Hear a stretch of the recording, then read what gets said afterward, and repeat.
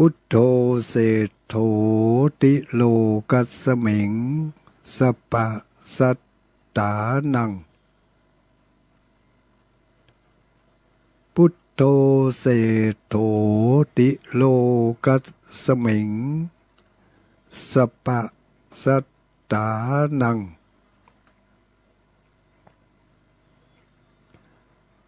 ขอความนอบน้อมได้องค์สมเด็จพระสัมมาสัมพุทธเจ้าขอน้อมอภิวาทพระสัทธรรมเจ้าขอน้อมนมัสการพระอริยสงฆ์เจ้าขอถวายความเคารพมายังท่านพระคุณเจ้าท่านเจ้าคณะพระสังฆาธิการท่านครูบาอาจารย์พระสงฆ์องค์สังฆเจ้าทุกรูปทุกนามทุกตนทุกองค์ขอความสุขความเจริญความสวัสดีมีชัยขอได้มาบังเกิดแก่บรรดาท่านอุบาสกอุบาสิกาพุทธบริษัททั้งหลายทุกคนทุกท่านที่เปิดเครื่องรับฟังอยู่ในเวลานี้บอกว่าท่านทั้งหลายจะอยู่ณแห่งหนตำบลใดอยู่บ้านอยู่จองทำกับข้าวกับป่าหรือกินข้าวกินน้ำล้างไม้ล้างมือล้างถ้วยล้างจานบางผู้บางท่านก็พร้อมที่จะเข้ารับเข้านอนก็มีบางผู้บางคนอาจจะอยู่ในรถในเรือรถเรือกำลังเดินทางอยู่ก็ดีเนาะเมื่อหมุนคลื่นสแกนวิทยุมาปะพอดีก็ขอเจริญสุขเจริญพรด้วยกันเน้อญาติโยมทั้งหลายขับรถขับรางก็ระมัดระวังพอซ้ายพอขวาหากเหนื่อยนักก็พักผ่อนหย่อนจิตหย่อนใจสักเล็กสักน้อยหายเหนื่อยหายเหนื่อยหายเมื่อยแล้วก็ก่อยขยับขยายต่อไปแถมการจะพักรถพักรางก็ต้องพอตีพอทางเห็นเนอะสมัยนี้ไว้ใจกันบ่ได้เฮ้ยไปพักไปเลยก็บ่ได้นะดีบดีก็อาจจะเข้าทางเขาพอดีอะเนาะ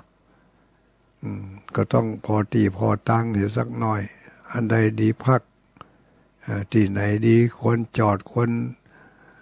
วรจอดบอกควรจอดปลอดภัยก็บอกปลอดภัยเนาะในยุคในสมัยของหมู่เฮาทั้งหลายนี่ทุกสิ่งทุกอย่างมัน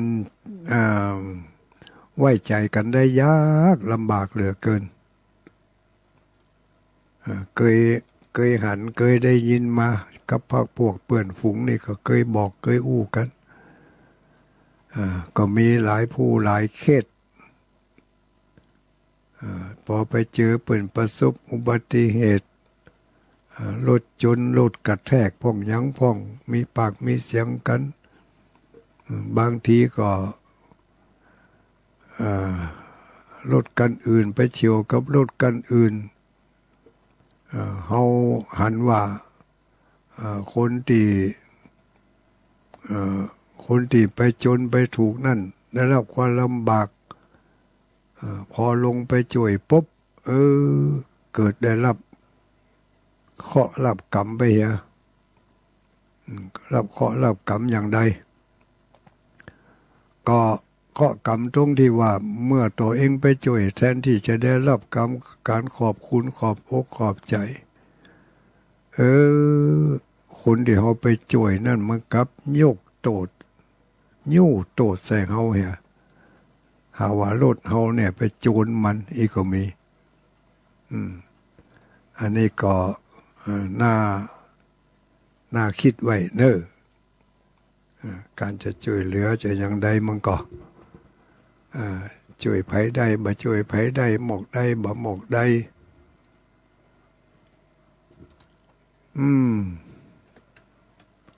ก็บอกเป็นหยังนะญาติโยมทั้งหลายความบริสุทธิ์บ่บริสุทธิ์มันอยู่ที่ใจของเขาแหละแต่ว่าใจของเขาเนี่ยบริสุทธิ์อะแต่บางทีไปเจอใส่วิธีการที่มันบ่บริสุทธิ์มันก็บ่ม่วนเนาะจากความปรารถนาดีกลับกลายเป็นสิ่งที่ได้รับมาก็คือความทุกข์อกทุกข์ใจความทุกข์กายไปบ่พอทุกข์เข้าทุกข์ของทุกข์ปีทุกข์น่องไปหลายอันหลายเชื่อก็รวมความแล้วก็เป็นความทุกข์ทั้งนั้นเกิดขึ้นมาเนาะมันก็มีหลายอันหลายอย่างหลายเชื่อ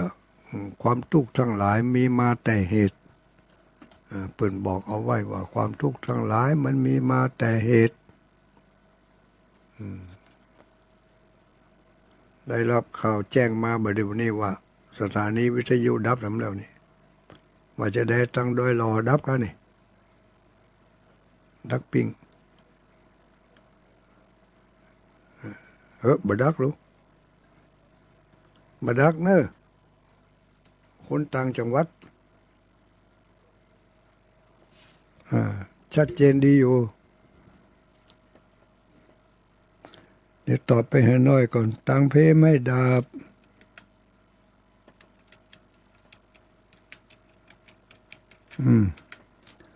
เอาละ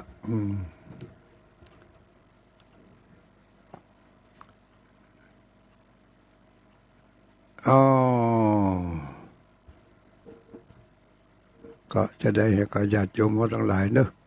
คืนวันนี้จะเป็นคืนวันคืนวันนี้ก็เป็นคืนวันจันทร์เนาะวันจันทร์วันนี้ตรงกับวันตรงกับวันที่7เดือนมิถุนายนเดือนมิถุนายนเดือน9บ่เดี๋ยวนี้นะเดือน9เดือน9แฮมกี่ค่ำแล้วเนี่ยญาติโยมทั้งหลายกี่ค่ำก็ตามใจด้วยเนาะก็เดือน9แมนมาแล้วถ้าเป็นปกติบัดเดี๋ยวนี้เข้าภาษามาได้ผ่านมาแล้วศีลหนึ่งแล้วนะวันพระหน้าเนี่ยก็จะเดือน9ดับแล้วนี่เนาะเดือน9ดับเดือน9ดับก็จะเดือน10ออกเดือน10ยังมีแถมเตือก่อนนะบ่ใช่เข้าภาษาได้เตือเดือน10มิถุนายนนี่ยังเข้าบ่ได้เตือไปเข้าภาษาเดือน10ปูนนะเดือน10นั่นน่ะเดือน10กรกฎาคมปุ่นน่ะวันที่10กรกฎาคมวันที่24 25อย่างนี้กรกฎาคมวันที่24 25เดือนกรกฎาคมจะเป็นวันเข้าพรรษา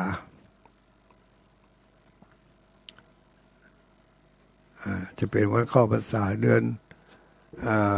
วันที่24 25เดือนกรกฎาคมเนาะวันที่24เข้าพรรษาทุกเจ้า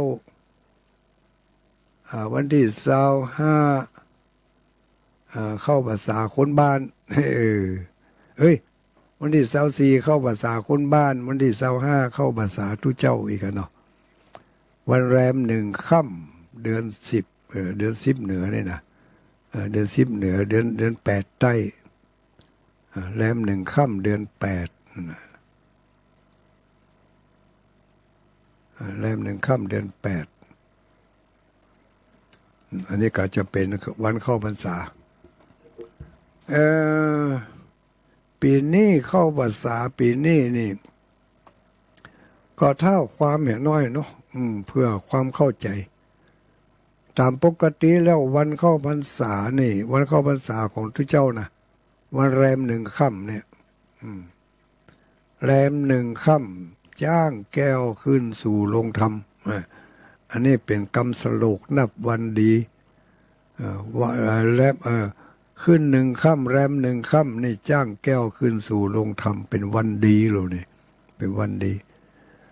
2 ค่ำฟังธรรมกลางป่าช้าอันนี้บ่พอใครดีฟังธรรมกลางป่าช้ามันชื่อมันบ่ดีอยู่แล้วชื่อมันบ่งามเนาะฟังธรรมกลางป่าช้าเนี่ย1 ค่ำจ้างแก้วขึ้นสู่โรงธรรมตามปกติแล้วนี่คณะสงฆ์อำเภอเวียงป่าเป้านี่พอวันเข้าพรรษาวันแรม1 ค่ำนี่เพิ่นจะไปเจริญพระพุทธมนต์สืบชะตาแม่น้ำบวชป่าสืบชะตาแม่น้ำเอาผ้าไปมัดต้นไม้ต้นตอกเอาได้สายสิญจน์ไปล้อมต้นไม้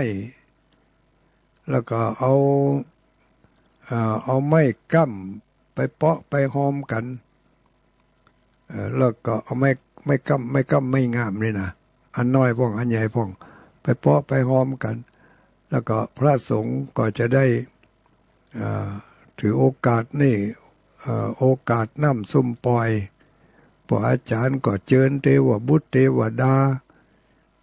ปุ่นไปยะกันที่ดอยนางแก้วปุ่นอย่าโยมทั้งหลายไปยะกันที่ต้นน้ำขุนน้ำปุ่น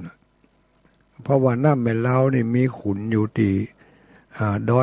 อยมดนี่นะคือว่าดอยมดแต่ก่อนนั้นดอยมดนี่เขาอยู่ตรงลุ่มพอนี่มันถึง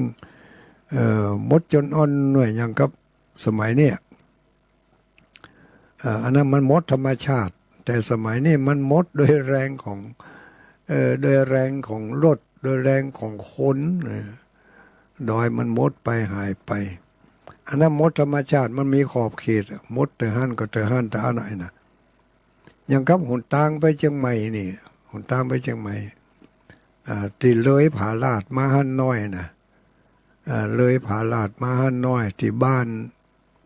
อะไรอย่างนั้นนะบ้านล่องงดแดงเองบ้านอย่างบ้านล่องขี้เล็กอีกลืมชื่อไปแล้วนึกบ่ออกเดี๋ยวนี้ขี้เล็กอย่างเนี้ยตำมูลงนั่นนี่ที่ถนนหนทางที่ผ่านมาเดียวนี่นะแต่ก่อนนี้มันจะเป็นดอยมดแดงปะลึงเว้ยเมื่อเป็นละออนนี่นะมันดอยตำมูลนั้นจะมดแดงปะลึงหญ้าเส้นหนึ่งกระตึ้งบ่มีเนอะญาติโยมทั้งหลายมันมดแต่ที่หนทางที่เขาก่อนที่จะถึงบ้านนั่นน่ะบ้านไข่อย่างนั้นน่ะ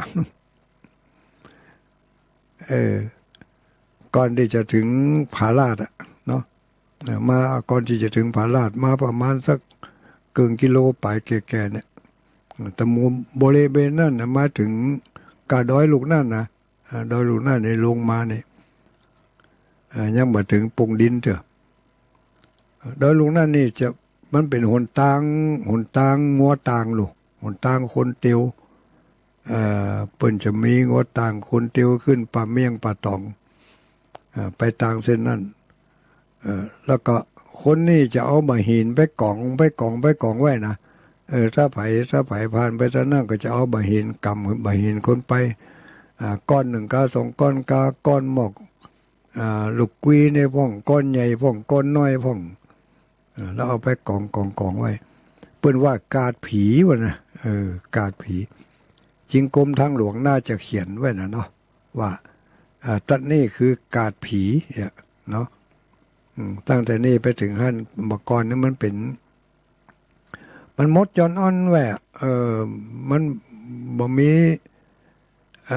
ใบไม้ใบตองเลยนะอย่างกับเปิ้นกวาดเนี่ยญาติโยมทั้งหลายเป่งลึ่งแหวะท่านนั่นนี่เป็นละอ่อนไปตัวงดต่างพ่องมาระยะหลังๆนี่ก็เริ่มมีหญ้ามีหยังขึ้นมาบ่เดี๋ยวนี้มืดทึกเป็นป่าเป็นดอยไปเห็นแล้ว ดอยมดที่ลายดอยนางแก้วนี่ก็เหมือนกันดอยมดภาคตะวันตกนะตะวันตกดอยนางแก้วนะอันนั้นเป็นขุนน้ำ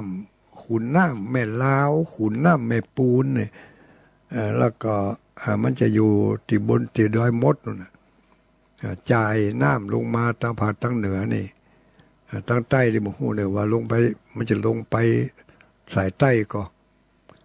แต่ว่าสายใต้นี่น้ำแม่กวงนี่มันอยู่ที่เพศดอยนางแก้วไปนี่เนาะสายน้ำแม่กวงมันอยู่ดอยนางแก้วน้ำแม่ลาวก็อยู่ที่ดอยนะที่ดอยนางแก้วนี่ก็สาขาหนึ่งมันก็อยู่ลุ่มดอยนางแก้วภาคทางเหนือเนี่ยภาคทางเหนือภาคทางใต้เป็นน้ำแม่กวงไหลไปทางเชียงใหม่พดลำปูนพดปุ่นไปปะกันเป็นน้ำเจ้าพระยาไปปะกันที่แม่น้ำปิงมันแล้วก็อย่างน้ำสายทางเหนือนี่จะเป็นต้นของน้ำแม่ลาวนี่น้ำแม่ลาวนี่จะออกจากที่ดอยนางแก้วตีศาลแม่นางแก้วหั่นน่ะศาลเจ้าแม่นางแก้วอยู่ลงไปทางลุ่มหั่นหน่อยน่าจะมีขุนน้ำตาน้ำอยู่หั่นอันนี้ก็จะเป็นน้ำรอเลี้ยงไปทางสายเหนือเนอะสายเหนือตั้งแต่อำเภอเวียงป่าเป้าอำเภอแม่สวยอำเภอแยกไปแถวอำเภอพานอำเภอแม่ลาวปุ่นพดไปเวียงไซเวียงลุ่งอย่างปุ่นก็แล้วก็พดไปแม่น้ำโขงพดไปแม่น้ำกกลงแม่น้ำโขงปุ่นอันนี้ก็มาได้ไปทางใต้ไปทางเหนือดอยมดดอยมดแล้วถ้าถึงวันเข้าพรรษามานี่พระสงฆ์องค์สังฆเจ้านี่ที่เวียงป่าเป้านี่จะไปทำพิธีเจริญพระพุทธมนต์สืบชะตาสายน้ำแม่ลาวแล้วก็บวชพระบวชสงฆ์กันบวชพระบวชสงฆ์ไม่ใช่พระสงฆ์องค์สังฆเจ้าเขาก็จะเอากับข้าวกับปลาไปเลี้ยงกันญาติโยมก็ไปร่วมทำบุญทำทานด้วยกัน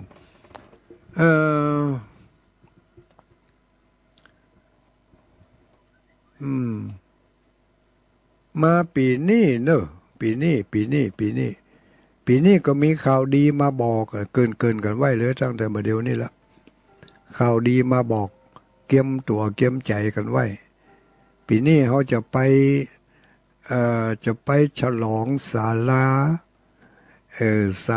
พระเจ้าตันใจไม่ใช่ศาลาพระเจ้าสีสองเมืองว่าผิดว่าถูกไม่ใช่ไม่ไผมานั่งตัวนี่นะมันกลัวเป็นรูเป็นศาลาพระเจ้าสีสองเมืองเขาจะเดี๋ยวนี้คณะกรรมการคณะศรัทธาคณะพระภิกษุสงฆ์องค์สามเณรถึง2คณะสองเบื้องเฟื่องฝ่ายคือทั้งฝ่ายใต้และฝ่ายเหนือเนาะฝ่ายใต้นี่ก็ได้ฝากความ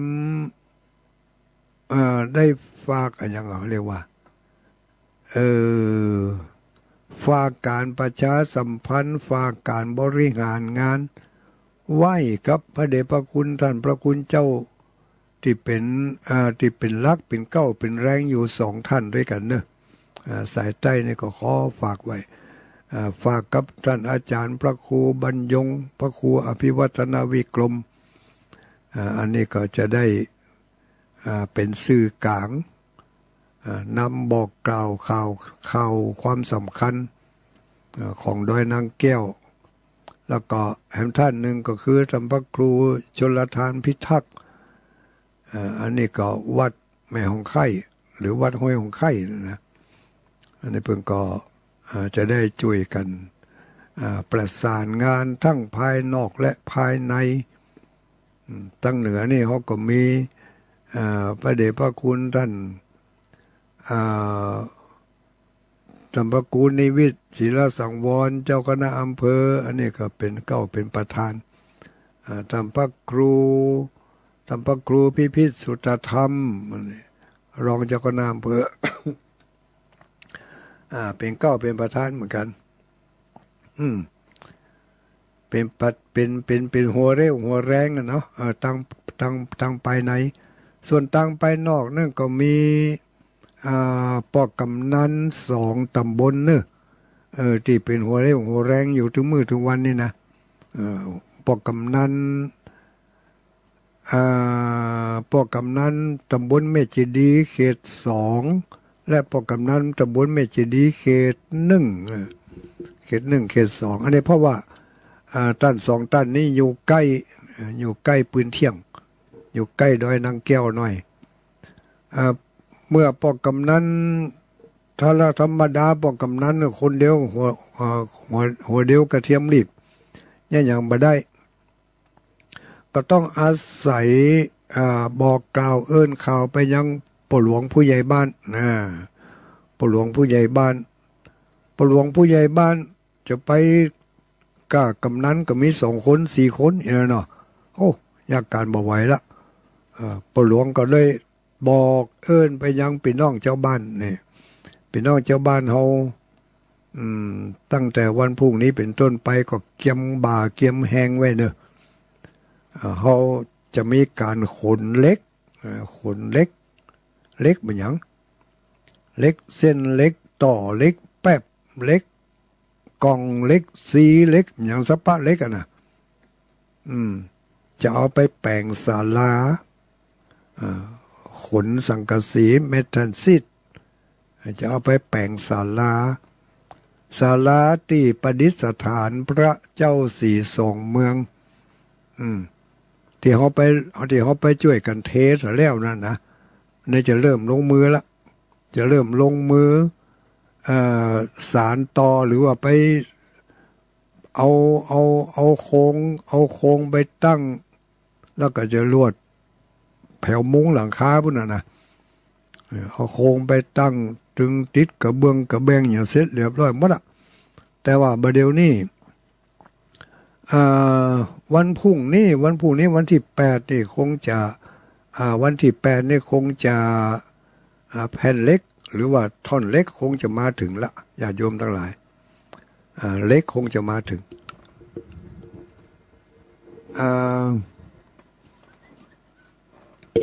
เมื่อเล็กมาถึงแล้วปอกำนันก็จะได้เอิ้นได้บอกมาให้หมู่พระสงฆ์ของสังฆเจ้าแต่เจ้านี่มีการประชุมคณะสงฆ์ของอำเภอเขานี่คณะสงฆ์อำเภอเวียงป่าเป้าทุกวัดทุกวาไปร่วมประชุมกันได้ขอมติในที่คณะสงฆ์ว่าจะลงมือเนี่ยก็ว่าบ่เนี่ยก็ว่าจะทำก็ว่าบ่ทำนี่นะในที่ประชุมก็บอกว่าโอเคทำได้เลยคณะสงฆ์ทุกวัดทุกวาพร้อมที่จะสนับสนุนทั้งกำลังทรัพย์กำลังกายกำลังใจเนาะแต่ว่าวันพรุ่งนี้ก็คนเฒ่าคนแก่เขาจะไปแอลก็ได้นะจะไปแอลก็ได้ตั้งแต่วันพรุ่งนี้ไปละไปช่วยขนเล็กขนหลากันเนาะบ่เดือก็หาวันพรุ่งนี้วันที่8วันที่8วันที่9พ่อจะเริ่มลงมือ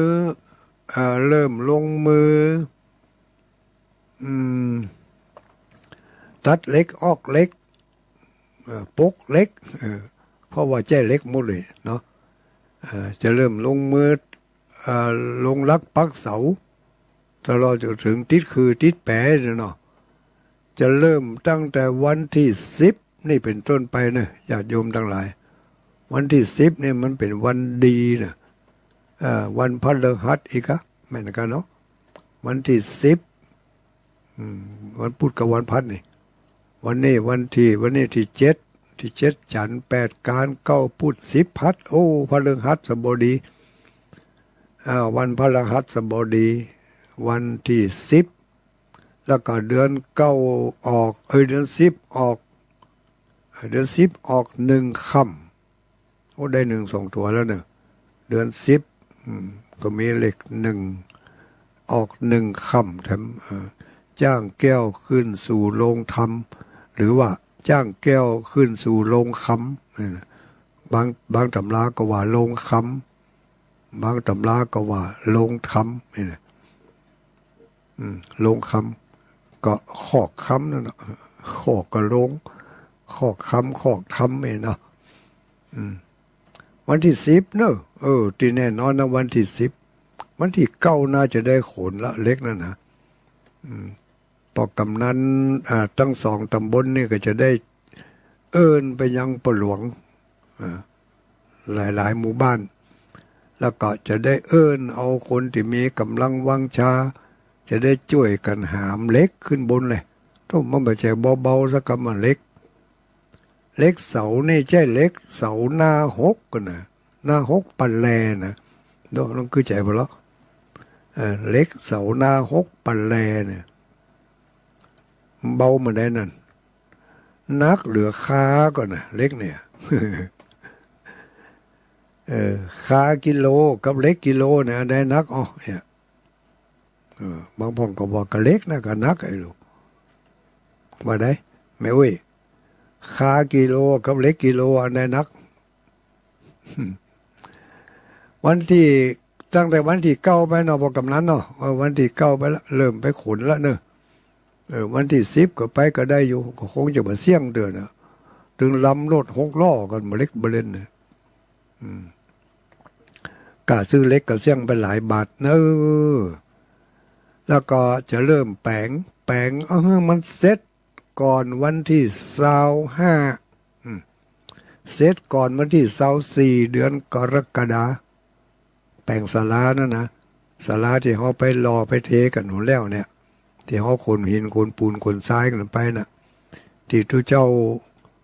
ป้ากันไปนั่งอยู่บนนั้นน่ะยืนอยู่บนนั้นศรัทธาญาติโยมนั่นน่ะจะแปลงท่านนั่นน่ะเอาหลังคามุงเอาเล็กไปแปลงเสาแปลงฝาแปลงกั้นฟ้าแปลงคือแปลงแปะจะเล็กมดหลังคากับมุงด้วยเล็กเล็กสังกะสีเมื่อเดี๋ยวนี้เพิ่นบอกว่าสังกะสีเพิ่นว่าเม็ดทันซิดเหรอซิดอย่างหัวว่าเพิ่นว่าก็ว่าไปจังนั้นน่ะ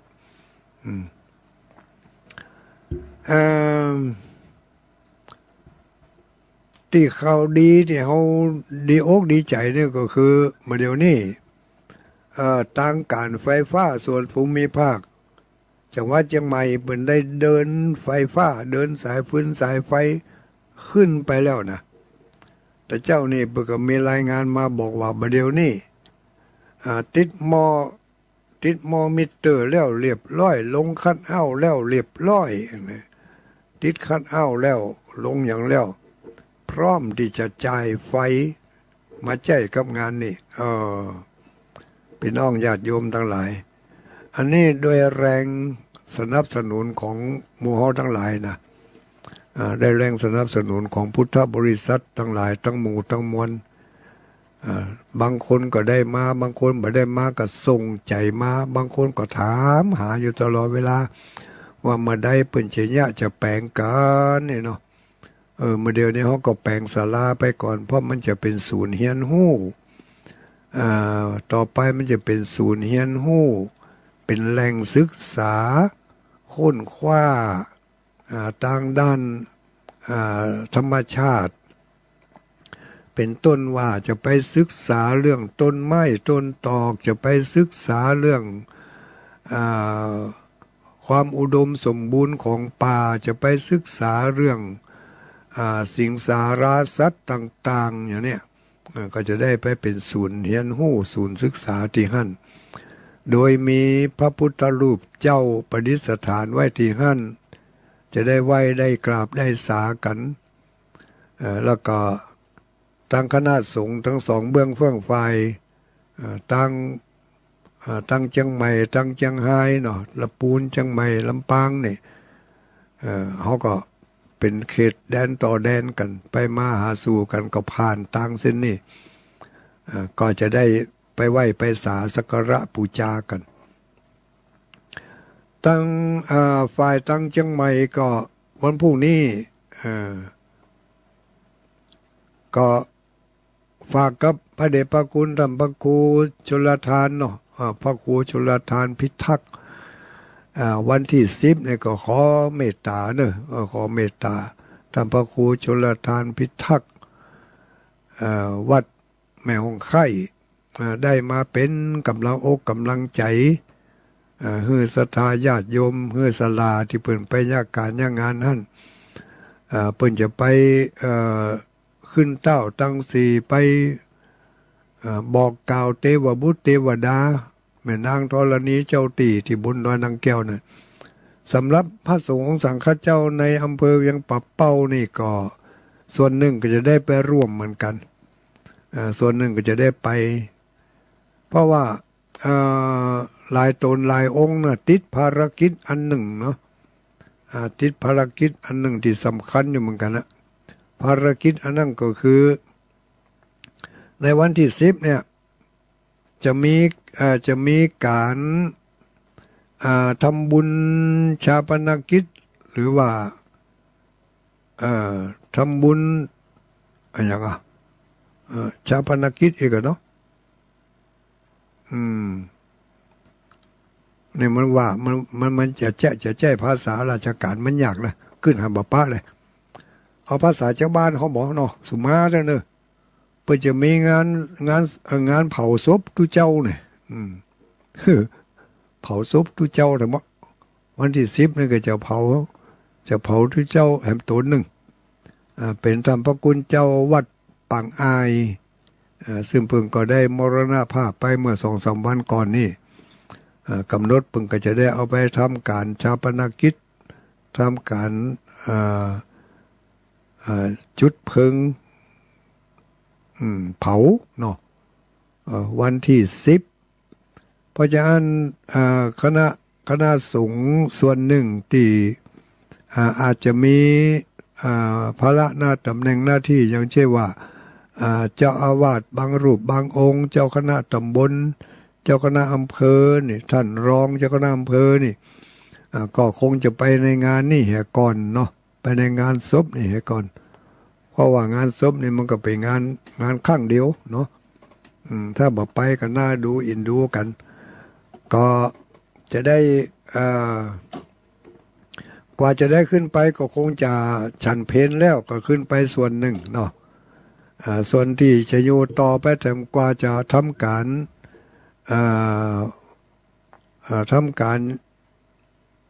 จุดไฟถวายดอกไม้จันทร์เราจะได้สวดหน้าไฟให้กำก่อนนะอาจจะสวดหน้าไฟอาจจะเหลือหันสัก4 ตน 4 องค์ที่นอกจากนั้นก็จะได้ขึ้นไปบนดอยนางแก้วกันสำหรับท่านเจ้าอาวาสที่บ่ได้มีกิจนิมนต์ทางนี้ก็จะได้ขึ้นไปดอยนางแก้วให้ก่อนอีกอันเนี้ยคือก็จะได้ก็จะต้องได้ถวายท่านพระคุณเจ้าท่านพระครูอภิวัฒนาวิกรมท่านพระคุณเจ้าท่านพระครูชลทานพิทักษ์อันนี้ก็ขอขึ้นไปให้ก่อนที่จริงทุกสิ่งทุกอย่างอย่างงานอย่างการติดต่อประสานงานเกี่ยวกับไฟฟ้าเกี่ยวกับอย่างต่างๆเนี่ยได้รับความร่วมมือร่วมแรงร่วมใจโดยท่านพระครูชลทานพิทักษ์เป็นผู้ประสานการไฟฟ้าส่วนภูมิภาคที่จังหวัดเชียงใหม่เนี่ยเนาะแล้วก็ติดขัดอย่างใดก็จะได้เพื่อก็ได้กันเพื่อก็ได้ไปดำเนินการประสานงานเร่งให้ทางไฟฟ้าเปิดขึ้นมาติดเนี่ยตั้งแต่วางเสาเดินสายต่อหอดจนถึงเอาหม้ออย่างมาลงตั้งเฮาเพ่ตั้งเวียงป่าเป้าเพ่ก็อาศัยปกกำนันท่านพระครูท่านพระครูรองเจ้าคณะอำเภอนี่ประสานงานเรื่องเกี่ยวกับไปเอาหม้อไฟไปเอาหม้อแปลงไปเอาอุปกรณ์อย่างต่างๆเนี่ยเพราะว่ามันคนละส่วนกันลูกเนาะการไฟฟ้าทางเชียงใหม่เป็นเรื่องของเชียงใหม่แต่ในเมื่อติดเข้ามาเขตเชียงรายเนาะก็ต้องเป็นการไฟฟ้าของทางเชียงรายเพ่ค่ะอันนี้ก็เอาหม้อเอาอย่างตั้งเพ่ไปลงกันหมูอันนี้เขาก็หมูเรื่องกับไอ้นะแต่ก็ประเดี๋ยวนี้เรียบร้อยละ มีรายงานมาแล้วเรียบร้อยนะพร้อมที่จะกดสวิตช์ได้แล้ววันพรุ่งนี้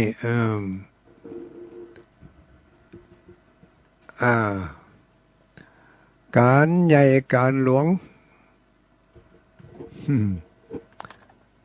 ว่าได้พี่น้องต่างจังหวัดต่างอำเภอไปฟังมาเถอะก็ได้เนอะมันจะมาจุ่มนุมกันนั่งเดียวเดือดร้อนทำขี้ข้านเอาเครื่องไปตั้งเนาะเอากาตะมูบ้านเฮานี่ก่อนพอกำนั้นก็จะไปเอาไปกำไหลเขาเจนเนอะเอาไปหมกแบกแป้นี่ก็เพราะเอาไปนักแต่กับบดีกำเดียวก็จะมีปัญหาทั้งหมดเพราะระยะนี่มันเป็นระยะหัวเลี้ยวหัวต่อที่จริงมันก็ยังเมื่อปะเป้าเดินสเก็ตเนี่ยจะก็มีสักคนก็กล้าเนาะที่โควิดโความเนี่ยถ้าจะหายไปพ่องหายไปหาพ่องก็ดีแล้วเฮ้ยขี้ข้านไปฉีดวัคซีนเนาะที่จริงกว่าจะฉีดได้ก็ปุ่นเดือนปลายปุ่นเนาะเพื่ออันมาเมียหายแซ่มรอเข้าสู่สภาพปกติอันนี้ก็ว่ากันมาสปะสเปดนั่นญาติโยมทั้งหลายโอ้มาอู้ถึงว่างานที่จะมีทั้งหน้านี่วันที่10นี่เนอะไปได้ก็ไปช่วยกันแบกช่วยกันขนตั้งแต่วันที่9ไปละเล็กก็คงจะมาวันที่8มันผูกนี่ละเล็กก็เปิดกระสั่งเอาเจียงใหม่พุ่นมานะมาถึงก็จะได้เอามาขนกันขึ้นไปไหว้บนแล้วก็จะได้ตัดได้ต่อได้เติมได้แต่งกันอันใดดีตัดก็ตัดอันใดดีต่อก็ต่อกันเนาะเพราะว่าช่างที่จะไปช่วยแปลงนั่นก็พร้อมแล้วที่จะแปลงได้นะตั้งเฮาศรัทธาญาติโยมเขาก็พร้อมแล้วที่จะจ่ายกับไม้กับมือเป็นอย่างได้เลยวันที่10มี2 งา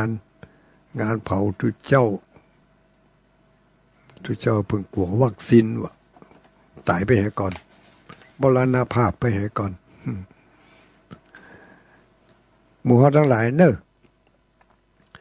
ใครที่จะสนับสนุนทางด้านเข้าป่าอาหารก็ได้นะบอกเอาถ้าจะทำเข้ากับป่าถ้าจะบอกไปก็มันเป็นอย่างบอกว่าถ้าไปก็ขอมาแวะเอาเข้าน้อยเนอะเนาะจะได้ฝากไปน้ำก็ดีเข้าก็ดีอาหารการกินก็ดีเปิดที่ว่ากองทัพเดินได้โดยท้องถ้ากองทัพนี่ถ้าบ่มีอาหารการกินนี่ก็ไปบลอดเหมือนกันงานทุกอย่างจะต้องมีเสบียงเนาะเสบียงอันนี้เป็นเสบียงในโลกนี่ปัจจุบันนี่ขณะว่าเขาจะตายนะเขายังจะต้องเตรียมเสบียงไว้เตรียมเข้าไต่เข้าถงไว้ไปเป็นเครื่องเดินทางไปสู่ปรโลกไปหน้าในเมื่อเขายังย่างงานอยู่ในโลกนี่เขาก็อาศัยข้าวน้ำโภชนาอาหารที่ผู้ที่มีบ่ามีแห้งมีความพร้อมที่จะอำนวยความสะดวกทำกับข้าวกับปลาเฮือกันไปขนมข้าวเหนียบอย่างปะมีจะเฮือได้ก็เฮือไปน้ำส้มน้ำหวานเฮือได้ก็เฮือไปแบ่งปันกันไป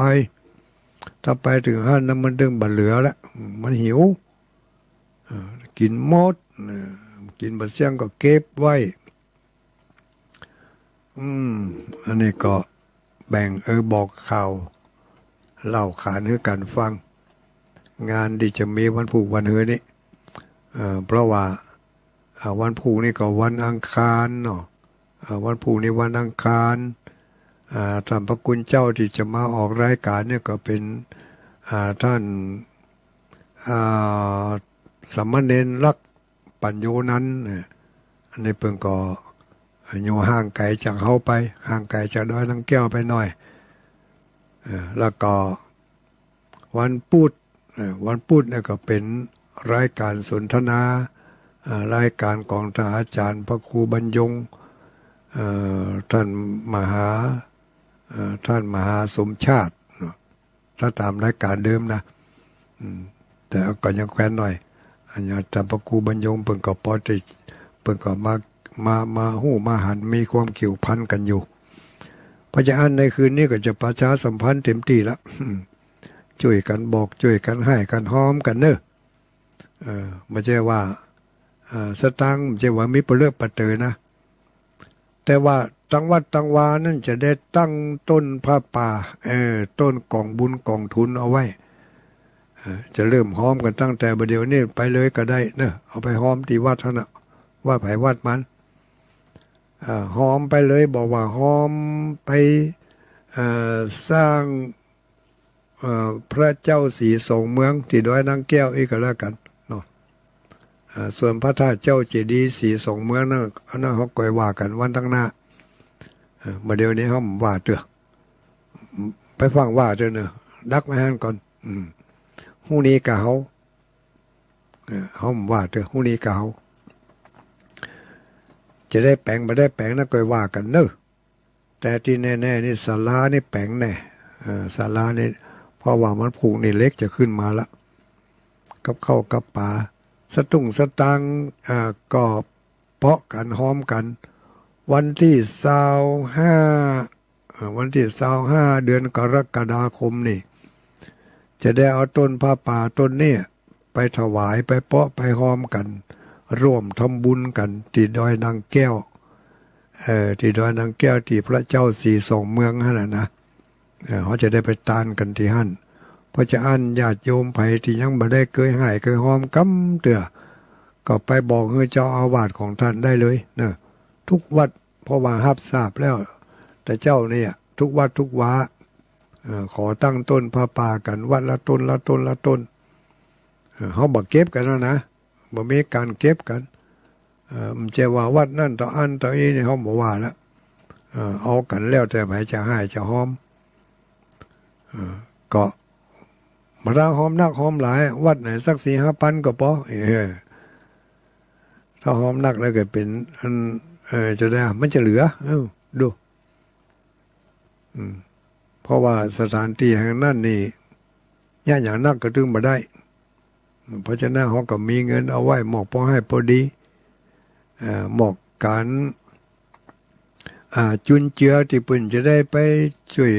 หลังจากที่เขาแปลงแล้วอย่างแล้วก็ต้องมีคนพอคอยดูแลเมื่อมีคนพอคอยดูแลก็ต้องเพิ่มมีค่าใช้จ่ายปัดกวาดเจ็ดถูพอคอยดูแลถูกเตียนเข้าตอกดอกไม้อย่างหมูเนี่ยเนาะก็ไม่ใช่ว่าจะไปลึกหนาอย่างเพียงแต่ว่าอาจจะ2-3 วันขึ้นไปพอเตือก้าเนี่ยแต่ต้องมีคนดูแลของมีคนดูแลถ้ามาอันนี้ก็จะอุกเบอร์แล้วจะทุกปัจจัยที่จะเอาไปจ้างคนดูแลก็นี่แหละที่จะได้จากหมู่เฮาทั้งหลายเนี่ยในวันเดือน10แฮม1 ค่ำเดือน10แฮม1 ค่ำ10หน้าปุ่นนะมันใจ10นี่เถอะนะ10วันผูกนี่10วันที่10นี่มันใจเถอะนะปุ่น10เดือนกรกฎาคมก่อนวันที่25ข้าวน้ำโภชนาอาหารที่จะเอาไปนะวันผูกนี่วันผูกนี่มันท่าเถอะนะ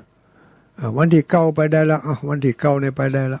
วันที่9วันที่10จากนั้นกับวันที่11 12ไปเลยเนอะจนกว่าศาลานั้นจะเสร็จเรียบร้อยเพราะว่าจะต้องมีศาลาขึ้นไปถึงวันศาลาพ่องคนที่ช่วยงานพ่องศาลานั้นจ้างเป็นลักไว้ให้มาได้